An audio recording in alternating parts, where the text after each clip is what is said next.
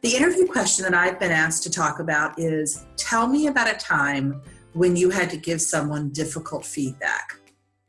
And this is a behavioral question. So behavioral questions are ones that start with, tell me about a time, tell me about a situation. And they're based on the premise that past performance is the best indicator of future performance. So the biggest mistakes that I see people making with this question are that they either speak in vague generalities or they don't completely answer the question. And so I'm going to give you some tips on how to make sure that you're one of the people who really shines when a behavioral question is asked. So what I recommend that you do is create 5 to 10 CAR stories to take with you to the interview in your mental toolkit. CAR is an acronym that stands for challenge, action, result.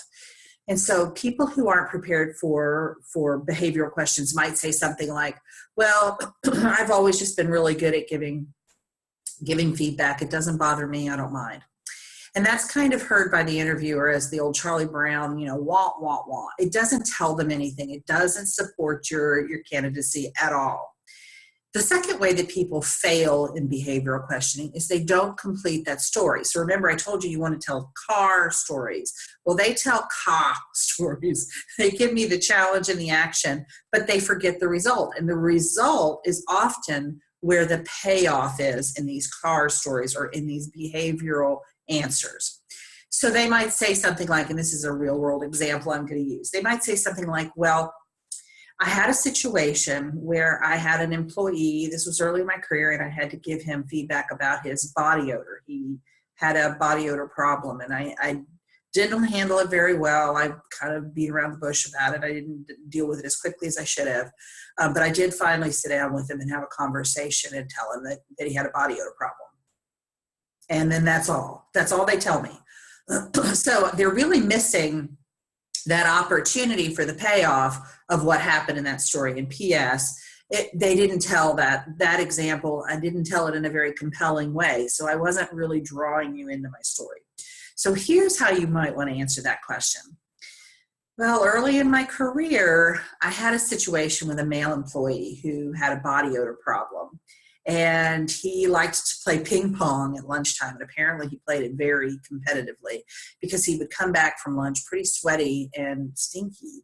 And we lived in Georgia. And so by about 2 or 3 o'clock in the afternoon, he was really offensive.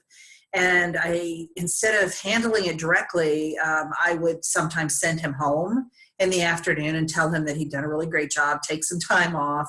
But I really avoided dealing with the situation. So what I did finally do was I talked to my boss, I got some input from him, and then I scheduled a performance evaluation with this employee. And when we sat down, I told him everything he was doing great because he was a really good employee. So I started with all of that. I got very uncomfortable when I had to tell him about the body odor thing, and I finally got it out. And his response surprised me so much. He said, "Thank you. I had no idea. I'll take care of that." And you know what? He did. And so I learned, and here's, by the way, this is the bonus of this question. Here's how I want you to end it. It's a little bow on it. What I learned from that situation was that just because something was personal and uncomfortable to me didn't mean that I didn't have a responsibility to share that information. And I couldn't assume that the other person was going to take it the same way I would take it if someone had to tell me that. So I really learned early on to be direct, to be quick about feedback with my employees, and to be honest, because they can't improve if they don't know how they're doing. So I hope that helps you in answering this kind of a behavioral question, and I wish you the best with your interviews. Take care.